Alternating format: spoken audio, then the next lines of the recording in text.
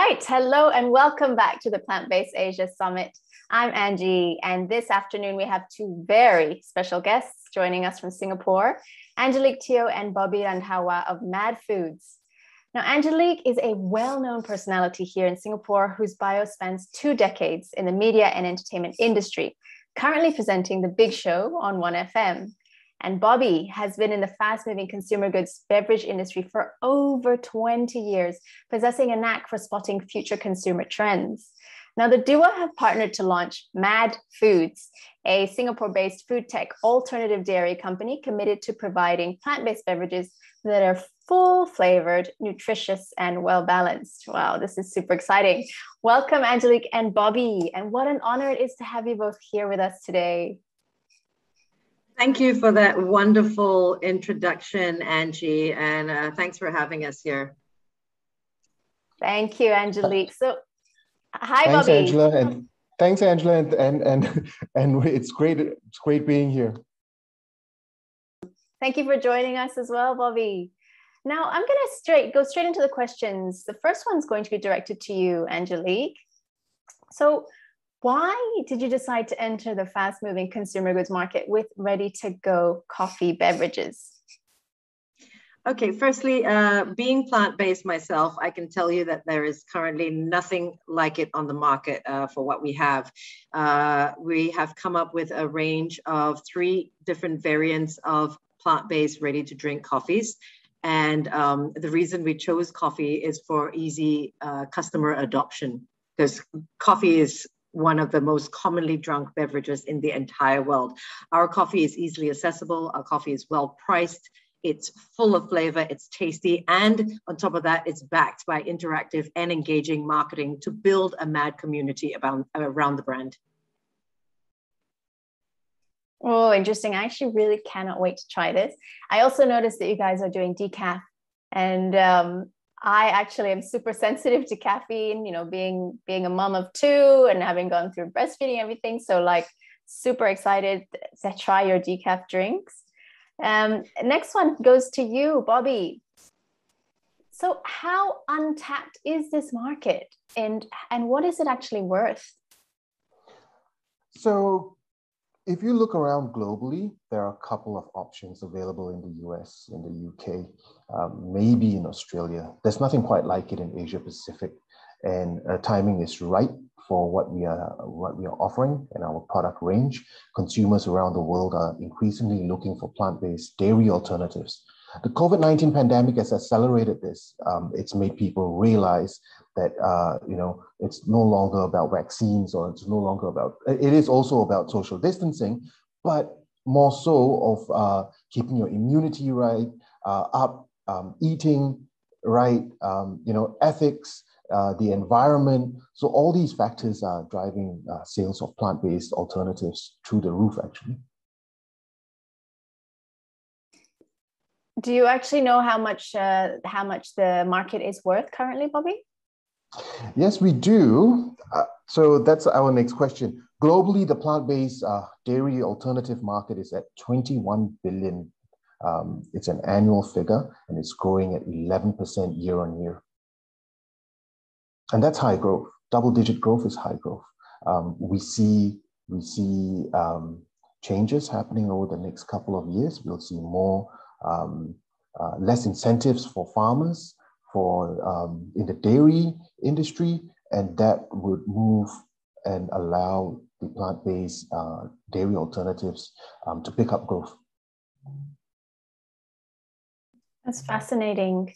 And just touching on what you said earlier, Angelique, about how there's nothing else like this in the market in Asia. It's true, actually, right? I have not seen anything like it. I'm super excited that you guys have come together to create this, and really looking forward to trying your products. And back to you, Angelique, because you are actually plant-based yourself.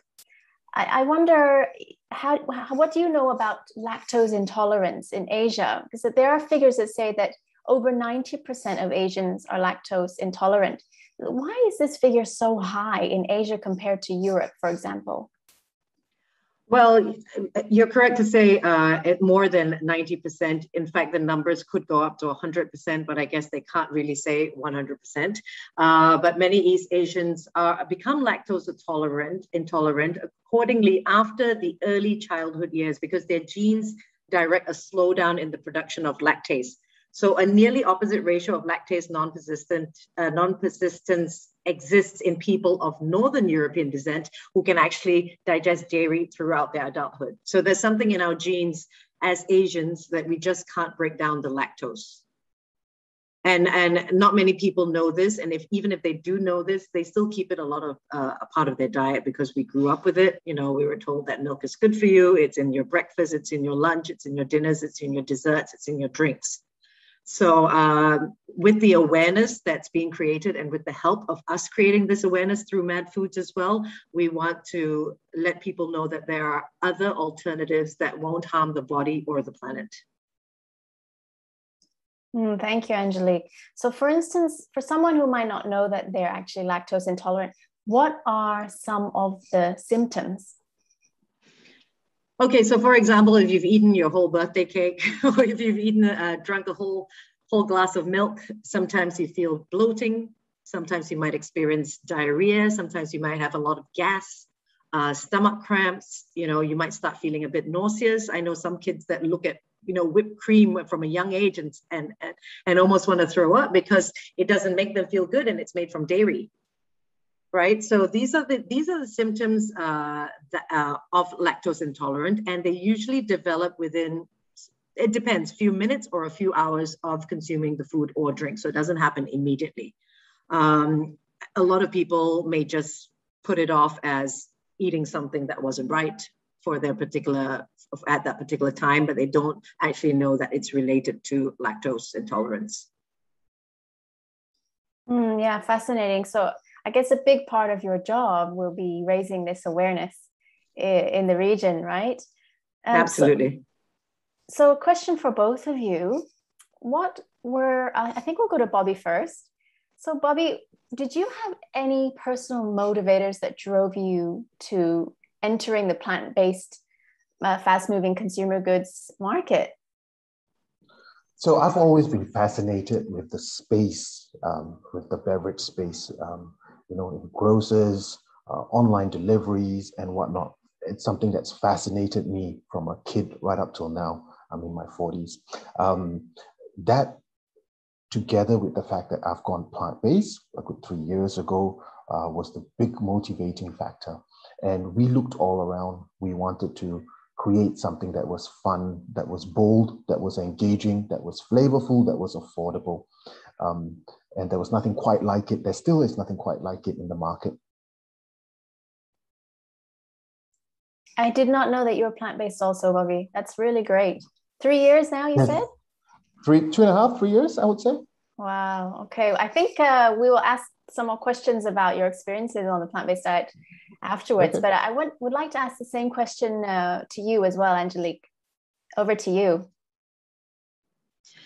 Yeah, I can echo what Bobby has said. You know, there is nothing like it on the market, and when there's a gap, you need to fill it. You know, we love our coffee. We love having our coffee with milk, and clearly, animal milk was not doing us any good, especially since we became plant-based. And on top of that, you know, the imported drinks that are available that are plant-based are very pricey. So the everyday consumer that lives in Singapore that wants to go plant-based or at least wants to try it has now an option to do so with Mad Foods, you know, and it's a local brand. We want to build a company that all Singaporeans can be proud of while doing our part for sustainability as well for future generations, because the millennials and the Gen Zs are the largest generation out there now. So this will be primarily our target, you know. And we just want to continue making beverages that consumers not only want, but they need. We want it in their homes. We want it in their hands.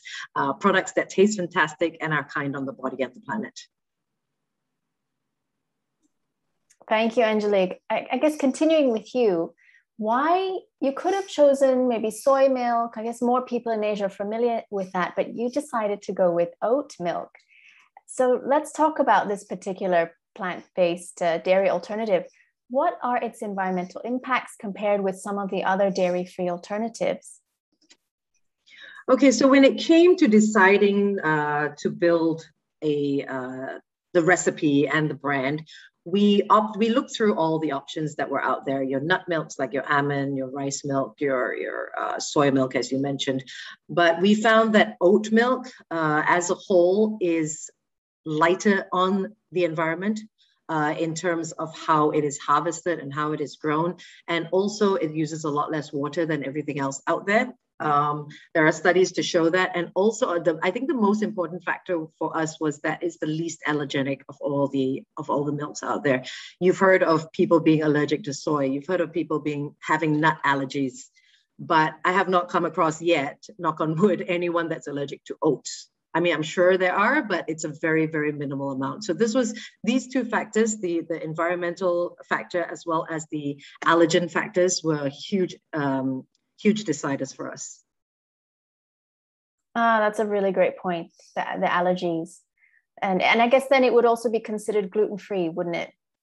No. It's not. Unfortunately not. Oats on their own are gluten-free, but a lot of the time they're grown very close to harvests that have gluten, so they can't claim that they are gluten-free. Yes, that's correct. Okay, well, next one goes to you, Bobby. So what else can we see? What else can we expect to see come out of the Mad Foods kitchen in the future after your first launch? This is an exciting time. We're looking to launch in November, December, which is really, really soon. We're working around the clock, literally. We will roll out in Singapore with grocers, grab and go F&B outlets, hotels. We will be available in Sydney as well towards December, January. Our partner in Australia is very excited, and she too is working around the clock to getting the products ready. We have a global waiting list. We have clients and distributors in Taiwan, in Hong Kong, in Japan, in China that are looking to stock. But we are a startup, and this will take time. We'll get there. It'll take time. Our future range behind the scenes, we're also developing more SKUs with novel ingredients. I won't say too much about it right now. We're also developing our Mad milk. Our Mad milk is not an oat milk. It's not a plant. It's plant-based. There are no nuts in it. We are going to try to replicate dairy in the sensory feel, in terms of nutrition and whatnot. So we're hard at work behind the scenes as well. And we hope to have all this ready for everyone Q2 next year. The extended range. Exciting, very exciting. Mad milk sounds like something to definitely be looking out for. Thank you so much, Bobby, for sharing that. And I guess I would like to just ask a couple more questions about your experiences, why you became plant-based. So if you could, Angelique, if you could start, please. How many years ago, and what was the reason, and how have you felt there's been a difference in your health and your wellness ever since you made the switch? Okay, so apart from chicken and seafood, I wasn't really a big beef and lamb eater. It wasn't too difficult to cut back on those meats, and I guess you could say it's because of being more aware of how animals are treated. The ethics behind animal farming, the dairy industry, more and more documentaries telling us how even free range isn't ethical, because and even drinking a glass of milk.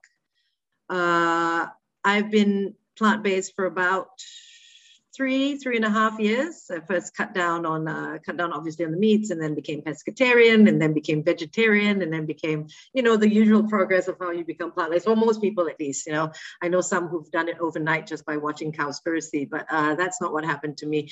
In fact, I haven't really watched a lot of the documentaries. It's just what I've read and what I've seen and what I've heard.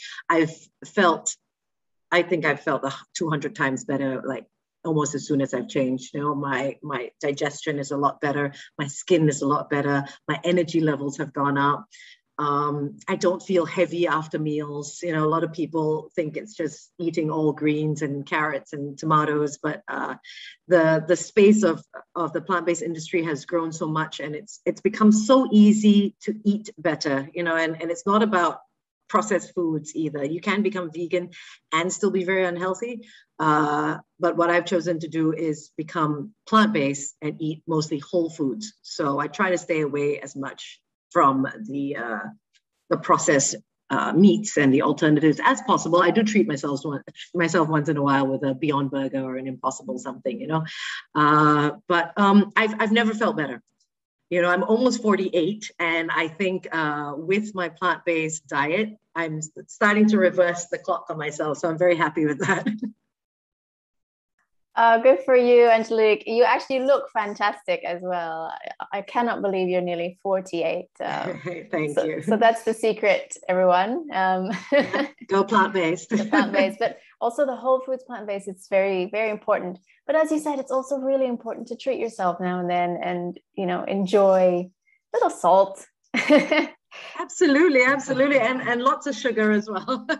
I mean, sugar is one thing that I haven't been able to cut back on, but it's still plant-based. So I'm trying slowly to cut back on that. And as you said, treat yourself every now and then, have a burger, have your cheese, which is a plant-based cheese, you know. It's okay. We all have cheat days. So I think the key is to have good balance and moderation. Yeah, exactly. I saw a great meme yesterday on Instagram. Was 1991 was a picture of if you were plant-based in 91, you had a watermelon with some candles in it. And plant-based in 2021, and you got all these amazing options for cakes and everything. So we really truly are lucky, right? Yes. So I would like to ask the same question to you, Bobby. Please do share your experience why you turned plant-based and how you felt different ever since. Well, I became plant-based because I love animals. That is the truth. I did not realize that till a couple of years ago when I completely switched, when I saw animals were being killed. And I don't think there is room for that, you know? So that was my underlying factor. I've never been big on beef and lamb and whatnot. I've only had chicken, cheese, dairy. That was my thing.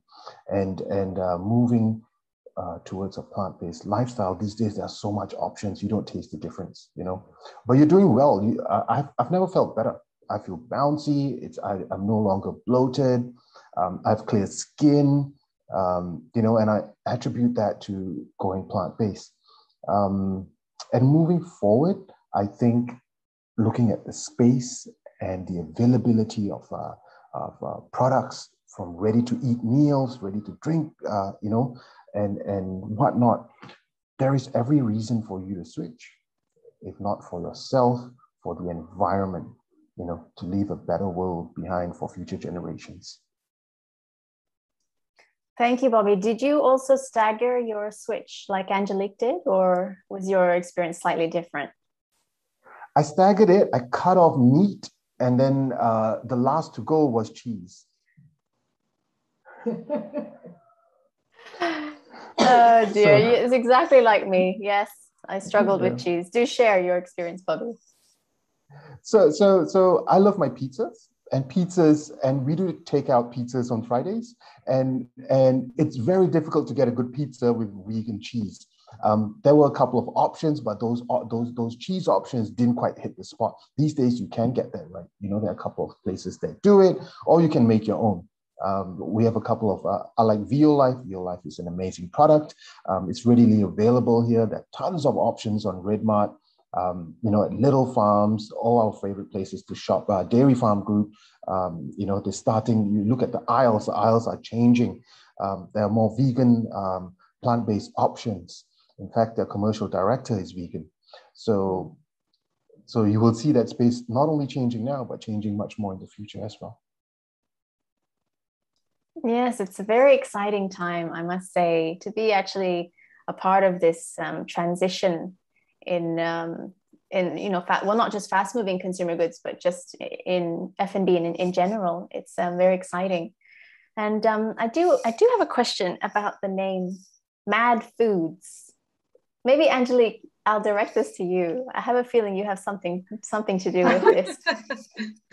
Well, I mean, we, like with any brand, we went through a lot of names. And one day we were just sitting down, and it just came to us because mad is a word that can be used in any language and it still means the same.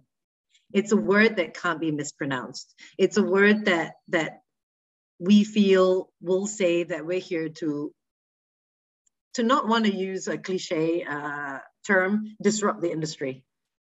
We're crazy, we're mad, we're bold, we're fun, we're exciting. We've got 3 characters that we want you to fall in love with. We want to build a mad community. We want to build a mad crew. If we take it to Malaysia and you convert it to Malay, it's gila. If you change it to Chinese, it's xiao. And it means the same thing in every language. So you can't mistake what mad means. We're here to make noise and at the same time make noise about how great plant-based products can be. That's great. And I guess also, since you're targeting the millennials, the Gen Zs or Zs, wherever you're from. Zs, yeah. So I guess that's also another reason for such a bold name, I guess. Yeah. Well, guys, thank you so much. Is there anything else you would like to share with us? No, just follow us on IG and keep track on when we launch. We are also launching a subscription-based model. We are incentivizing the consumer. This will be around Christmas time. This will be just for Singapore for a start. And we're looking to roll out with a couple of other partners, F&B partners. Look out for those as well. And you know what? Stay ahead of it on our socials, on LinkedIn, on Facebook, and Instagram. Just follow us everywhere. So it's Facebook, LinkedIn, and Instagram. Oh, we're definitely going to do that. So looking forward to November, December, your launch here in Singapore. And then hopefully Australia will be next in January. It's super, super exciting. And well, I wish you both all the best. I'm sure it's going to be a huge, huge hit. And well, thank you. Thank you for firstly putting your great minds together and creating this brand. Very, very excited for you. Thank you both for being here. Thank you very much for having us.